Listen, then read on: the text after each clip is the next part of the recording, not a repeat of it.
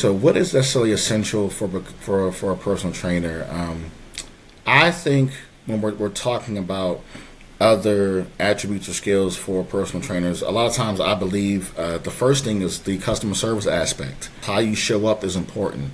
Your attire, how you look, people are looking at you. The way you're presented, the way you carry yourself, the way you speak. When I'm meeting you, am I shaking your hand? Am I having my paperwork ready? Am I organized? That's important too. How is your paperwork or your forms? What's your follow-up time when it comes to that? Like, what are you delivering as far as customer service? Making sure that you have a more of a organized platform, and you have your paperwork and your programs and things like that together to make sure someone can trust their health and fitness to you, because they could, essentially, go anywhere, but they're coming to you because they have some type of belief that you're going to help them get to a certain goal.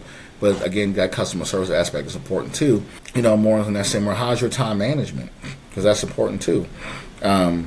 You have a client, you're overbooking clients, and you have a client at the same time, and how are you managing your time, or are you on time? One thing I learned when I was working in a lot of these different industries that I was in. A lot of times what I learned, especially after pandemic, I had what I wanted to do for my clients, so I kind of had their stuff set up ahead of time. So I already had the bench set up. I had the resistance bands out already.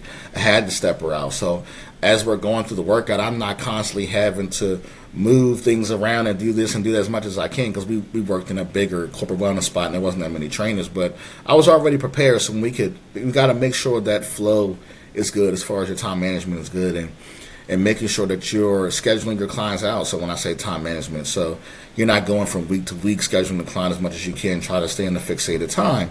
And again, going back to having a calendar, whether that be, an old booklet or doing something online as well, and using your Google Calendar or your Outlook calendar. The last thing I would say is your communication is very important as well. So when you're talking with your clients, you're establishing some type of rapport, the ground rules, things like that, and you're checking in with them as well, your communication. So if you're sick, you're going out of town, communicate that to your clients. You send a mass email, call everyone, let them know kind of what's going on, so they're not kind of chasing after you, because it kind of seems like, you're disinterested, you don't take it seriously. Every client should feel special. Everyone should feel that they're getting something out of you. You need to feel like they're getting a program that everyone else is doing. Make their experience unique, because that's important, because they're not. I could work at any gym, but they're coming there for you, because that happens at times. People will follow you from place to place to place.